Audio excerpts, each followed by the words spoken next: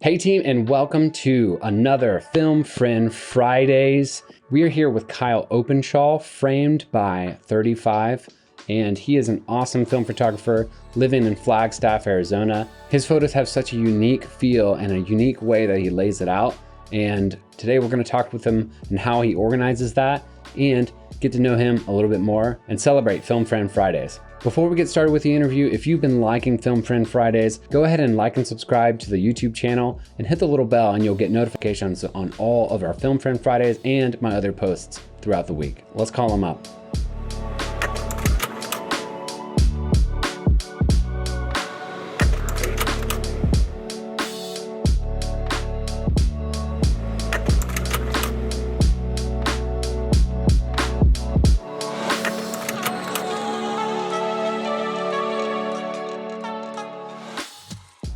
All right, well, we're here with Kyle Openshaw. Yeah. Hey, Will, how's it going? It's good, man. How are you? I'm pretty good. Thanks for having me on the show today. Yeah, I really appreciate you coming on the show today. You were one of the people that kind of have been active in my feed of just like talking with and reaching out to, you know? Yeah, well, I appreciate you being active back. Yeah, well, I think that's something that why I kind of started this show was to show like how much of a connection there is between a lot of the film photographers. And I feel like that there's a disconnection in like a lot of the digital and a lot of like guys that are out there just hustling and like just trying to do copycat work, you know what I mean? Yeah, the film community is like oddly tight-knit. It's really cool. Yeah, it's really cool.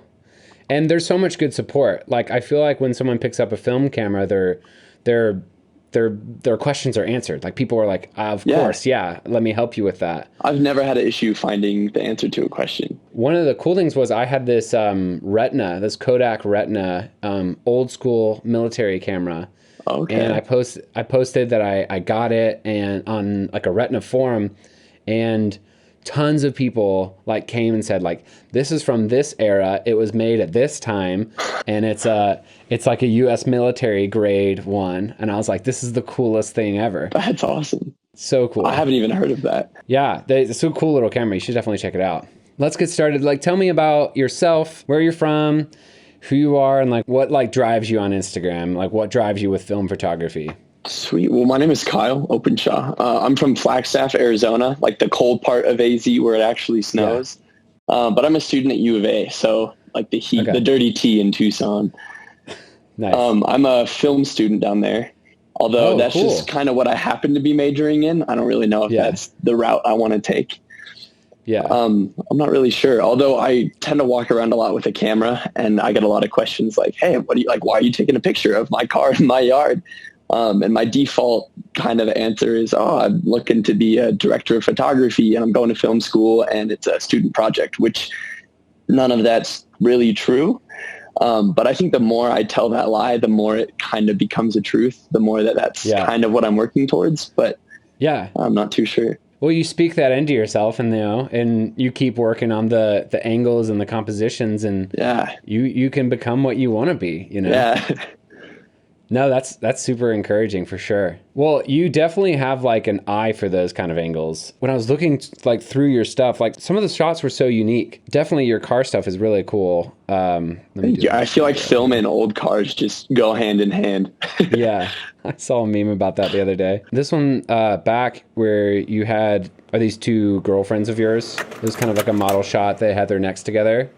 Yeah, no, we were just out at the lake one day and I have an old TLR camera and I kind of wanted to get more into portrait stuff and they came with their makeup. Like they have, I don't know, they're really good at doing their makeup. So I was like, okay, we got to do a shot right now. Mm-hmm. And I just kind of had them pose in like a weird way. Well, something about it is like so captivating. I can't like put a finger on it, but again, like you were saying before we started the show that you really think about your feed and that fits so well in your feed, even though it's portraiture. Like aside from like you got cars, you've got these like old buildings and stuff, but it just like fits right in there with it. You know what I mean? I really appreciate that because it was weird for me kind of curating how I posted stuff with like old cars and buildings, but also trying to incorporate people into that. I feel like a lot of Instagram is like either one or the other, but I'm just interested in kind of everything right now. I just started film photography maybe half a year ago, 6 months. That's about when I started, actually. Okay, sweet. I've only been going since Christmas, basically.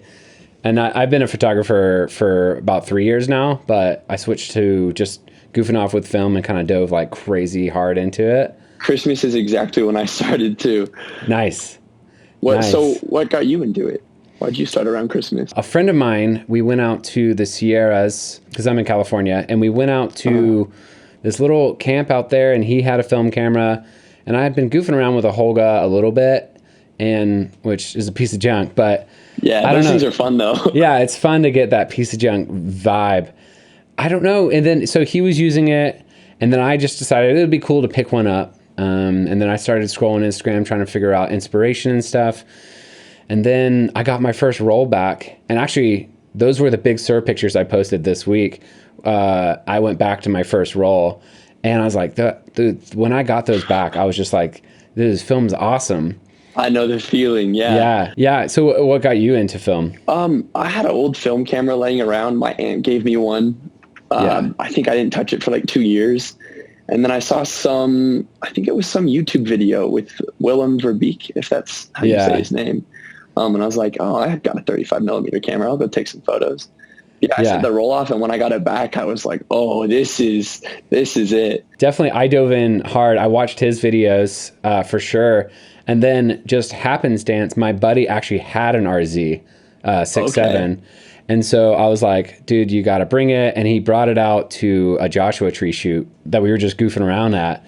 And he let me borrow it for a little while. And I was like, this thing is so cool. But I haven't bought one yet. I want one. You need to get one for sure. So I haven't bought a single film camera. All of them has been given me to buy friends, family, friends of friends. But I just bought my first film camera 3 days ago. And it's an RB67.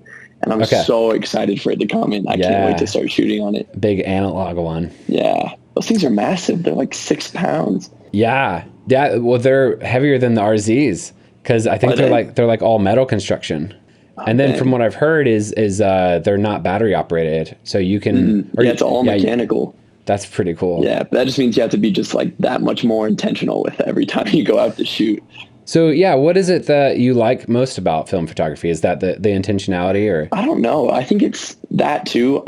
My dad's a photographer, so I grew up helping him with different photo shoots. I was always like holding lights or helping pose people.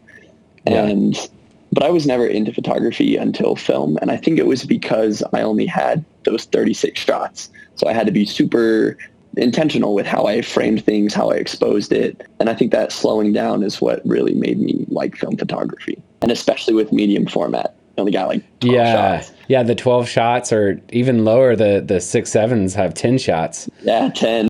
But I felt like every 10 I shot on the RZ was just like, I don't know, like gold. Like I looked in it and I was like, this is the one.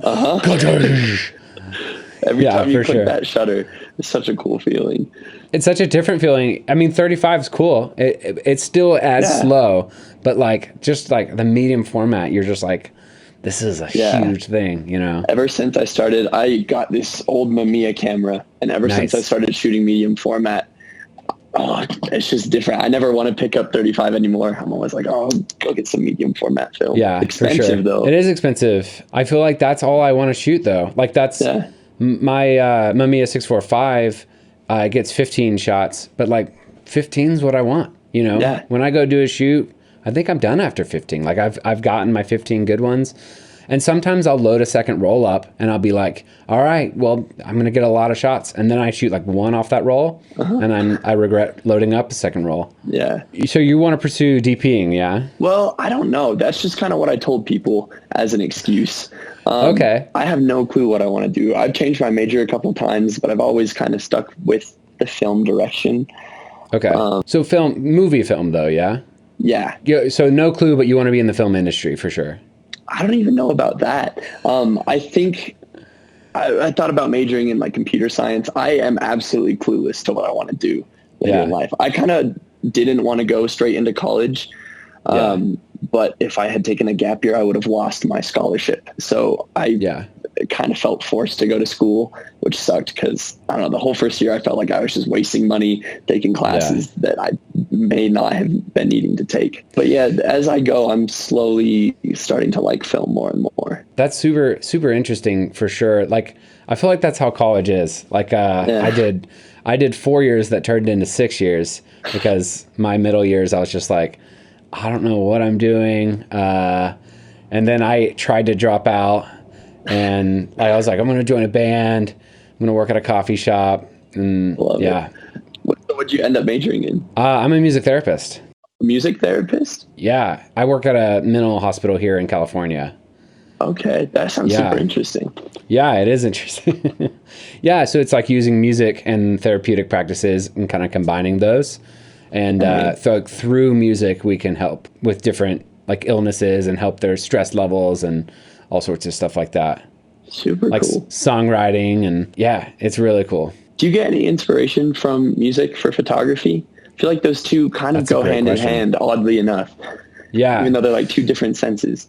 Well, I've always been obsessed with like music videos. Yeah. Some people like really go like the filmic look on music videos. Even more recently, the sort of like pro mist filters and that like making these high-end 8K cameras look like Super 8 or something like that. I say just shoot it on Super 8. Yeah. Well, but it's hard to sync up the audio in Super 8 from what I heard. Because I think Katy Perry just shot a Super 8 music video. Did she? Yeah, but even the Pro Mist filters, like I kind of want to get one of those for film because like seeing the glow, like kind of looks like Cine Still. So it's like you can get that glow without Cine Still. So it looks good. Yeah. Yeah. Cine Still's expensive. It's so expensive. I'm like scared to put a roll in my camera every time I have one. I'm like, I want to spend $20. I haven't shot it yet. Yeah. I bought one roll. It's sitting around. They've got all the neons turned off downtown right now during COVID. So I can't go out. Yeah, I can't go out and shoot it. What is like a big inspiration for you in film photography? Are you talking about like other photographers? Other photographers? I mean, like you were saying, like, does music inspire me? Like, yeah, like music videos for sure inspire me. But like, what like is something that really inspires you? I mean, it could be a photographer. It could be just holding your camera. I actually don't know. I draw inspiration from kind of just like my life in general, just like everything that I see on a daily basis. I'll get inspired by really weird things. But I think my favorite photographer right now that has pushed me to shoot at night is Grod Solomon. His Instagram name is Castle Systems. He does not shoot film. I think his stuff is all digital, but just listening to him talk about night shooting and some of the photos that he does with just his color work is awesome. Yeah, these are awesome. Yeah. Whoa. I wish they were film, but yeah. Well, I mean, if he's getting that, it's like a film vibe out of digital. That's cool. Yeah, that's cool. I think just scrolling through Instagram, like looking through different hashtags, I see tons of photos and I'm like, oh, I want to make something like that. We were talking before the show started that you're, I mean, I love your feed right now. It's got this really filmic quality. It's like, it's light, but it's like, you don't go super saturated on your colors. So you were about to talk about what you're about to come out with. So did you want to share a little bit about that? Yeah, I would love to. So right now my Instagram is kind of, I'm just posting some stuff that, from the archives to get it out there. But I think in about a week here, I will be done posting what I am now and start transitioning into this big collection of nighttime work that I've been working on. I've been going out mostly with medium format and a shutter release cable and my terrible iPhone light meter and doing a bunch of long exposures on random stuff. And I've been beyond into nighttime photography. So I can't wait to start posting some of that stuff. That's awesome. Do you want to send me some pictures and I can do like a sneak peek on here? Yeah, no, I would love to. I tend to not saturate colors in my daytime photography, but some of this night work of this Cadillac that I took. But when I took the photo, it was almost pitch black. So I set the camera up and I held the shutter down for probably like a minute and a half. And when I developed it, it came out super like oddly colorful, which I think is my favorite part about nighttime stuff because the camera brings in so much light that your eyes just can't see at all. So the results are always just completely different than how it looked in real life. So it's like an added mystery of what your photos are going to look like. I haven't hit the nighttime scene yet. I need to get out and do It's it. fun. Yeah. It's like oddly zen, I guess, what is the word. It's kind of meditative to go out, walk around at night. I go with friends sometimes, but I also like just wandering around by myself. I think something Grod Solomon talked about on the podcast I listened to is he would wear a safety vest. Like a construction worker vest, and people would just assume that he's like a city worker taking photos for the county or whatever. So they wouldn't even question him at night. I got to start doing something like that. That's a good tip right there. Yeah. That's super good tip. Dude, that's sick. Well, thank you for the exclusive on these new photos you got coming out. Absolutely. I can't wait to start sharing them with everybody. Yeah, I'm excited. What's some of your favorite film that you like to use? I shoot a lot of Portra. Portra 400 was kind of like my go-to, but I think that was mostly just because, when you're on YouTube online, everyone's like, you got to shoot Portra. This is the film. Yeah. And I hadn't really experimented too much with other stuff, but I met a guy online who wanted to swap some film. Okay. So I sent him a couple rolls of Portra, and he sent me some Lomography 800. Yeah. And that's actually what I took some of these nighttime photos on. Oh, cool. And the Lomo, just the colors, I really like Lomography. I actually just bought 3 rolls of Lomography 400, I think, from their website. But yeah, so that's what I've been shooting on recently. That's awesome. I haven't tried that stuff yet, but that's like just as expensive as the Cine still, isn't it? No, actually, I paid $26 for 3 rolls. So I think it works out to like $7 or $8. Which is that's not bad. Like 10 or 11 at Portrait. I just bought some of their film. I just got a 110 film camera. Oh, okay. And I just bought some of their their regular stuff for 110. Have you shot any 110 before? No.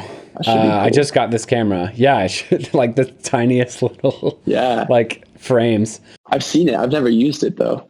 I just got this camera. A friend gave it to me, and I was like, where do I even find film for this? And I think Lomography is the only one making it. Really? I don't think anyone else is making it. Yeah, I haven't seen any. So like Cine still is expensive, and some of this like 110 film is expensive, but I just discovered that you can roll your own film, which is a whole nother level. I knew you could roll your own 35. Oh, with medium format?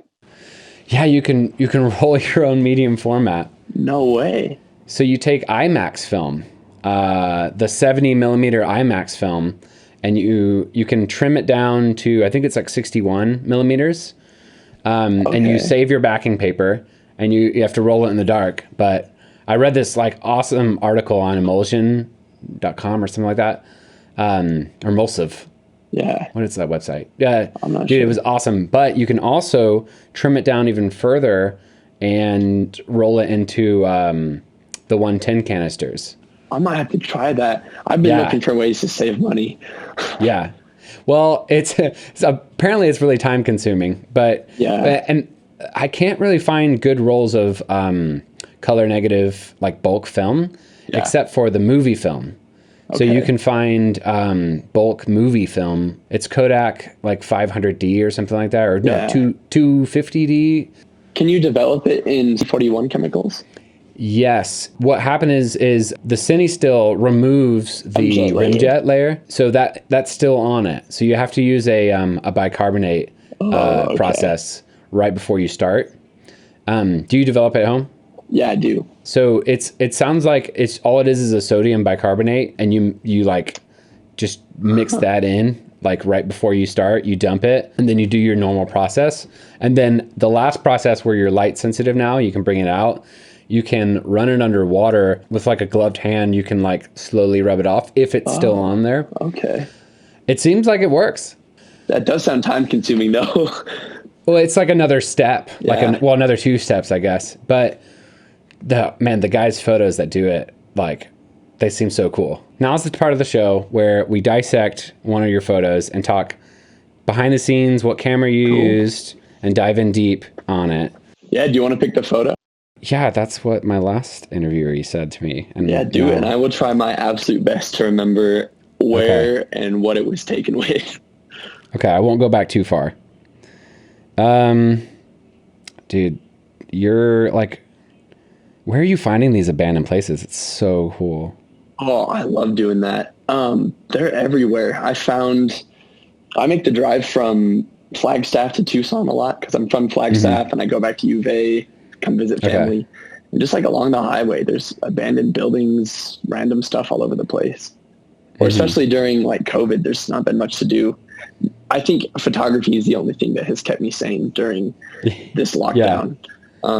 But yeah, just like driving like an hour, half an hour outside of Flagstaff, finding random stuff. Okay, well, let's talk about this spooky one. All right. Observation becomes the observer. Okay, yeah. That one is so interesting to me. I actually saw you post this, like when you actually posted it, and I was like, what is going on in this? It's so cool. I would love to talk about this. Yeah, tell me about it. So this was at the very beginning of COVID. I had just moved back to Flagstaff. And this was like the first time I had like spent time with my family since I had started taking photos. And my dad, being a photographer, is like, we got to go out and shoot. So we woke up super early one morning, I think like 5 or 6 a.m. to get the sunrise. And we went just to downtown Flagstaff. And we had like a shoot off. But awesome. I was just using, I believe I was using a Nikon. No, I was using this camera. So this is my Olympus OM4. This is the one my aunt gave to me. But yeah, there was just some old building downtown Flagstaff that was not being used. It was like filled with pigeon shit and like just like random stuff. And I was looking through the window and I was like, okay, Dad, I need you to stand right here. And I like went around to the other side and I snapped this photo from just like the opposite side of the building. Yeah. And when I developed it, it turned out super green. Yeah, the green tint in it is so cool. Yeah. And I just loved the way it looked. So I think it's in Lightroom, I added a little more green in there. It was slightly less green. But yeah, it definitely, just like when I developed it, it had this like crazy, creepy look to it that I didn't intend for it to have necessarily. Yeah. But I love the way it turned out. It's almost got like a double exposure feel to it because you can see him in the red shirt and then the shadow. Yeah. It's so cool. Like half and then overlap. Is this a window in the foreground? Like what is there's like fuzz? I think it's just some old like sticky residue from something that was scraped off of there. Dude, it just makes it like next level and more eerie. It's awesome. Yeah, no, I was super happy with how that turned out. Yeah. That was the last photo of the roll too. I was like, okay, we'll just see how it goes. Dude, that's the best. Dude, well, it's been a blast talking to you. Do you have any tips and tricks? I know we were talking again about how you organize your feed. I'd love to give the viewers some tips on that. Yeah, for sure. When I first started doing this, I wanted to organize my feed, but I wasn't sure how. And I found this app. It's called Feed Preview, and it's completely free, and you can just upload all your pictures that you want to post onto it. And it's super easy to like drag everything around. So I use that to kind of organize things in terms of color. And I think when I get into the more nighttime stuff, I won't be able to do that anymore because it's all kind of mixed colors anyway. But yeah, that has helped a lot in planning what I'm going to post and when. Yeah, well, it's definitely paying off. So definitely. Thank you. Yeah, everyone watching this, like definitely go hit that up because I think organizing your feed like that is definitely super inspirational. And I love your feed, so I'm definitely going to take that. I just wanted to like put more effort in than just like posting random stuff. And I think this helps me kind of plan what I'm shooting, when I'm going to shoot, gives me an idea of like how I want everything laid out. Yeah, for sure. Well, Kyle, thanks for talking to me, man. This has been cool. Yeah, this has been awesome. Thank you so much for contacting me and having me on the show. That's the point of this show, is to get to know each other, get to talking with film friends, and just, enhancing the community that we talked about. Yeah, I can't wait to see where this goes. Yeah, man. Thank you. I'm excited to see where it goes too. All right, dude. Well, thanks for talking with me. Yeah, if I'm ever in Flagstaff, I'll hit you up. Absolutely. Yeah, would love to come shoot. All right, man. See ya. Okay. It was so good talking with Kyle Openshaw about his incredible film photography. I absolutely loved getting to know him. He has such like a young view on film photography and just getting out there and shooting some incredible vehicles and areas within Flagstaff, Arizona and around the area. He's awesome, and it was definitely inspirational talking to him. Kyle, I wish you the best for DP work and for film school. Definitely keep it up. You're killing it on Instagram. I really love that tip he gave on organizing your feed on Instagram. I'm definitely gonna check that out when I get off this video. So if you want to see more of Kyle's work, you can look him up on Instagram at framedby35 and definitely give him a follow on there. Don't forget to like this video and subscribe to the channel and hit that little bell for getting notifications on all of our future videos. I really appreciate you guys watching this video and all the support I've been getting for launching my YouTube channel. It means the world to me. You mean the world to me. It just is a lot of fun making these videos and spreading the love within the film community. There's so many amazing photographers out there helping each other every day, and I can't wait to find them. Reach out to me at Film Friend Fridays on Instagram or at OneWillCobb, and I'd love to talk to you about film, about photography, and about anything you want to talk about. I'll see you there, and I'll see you next time on the next video.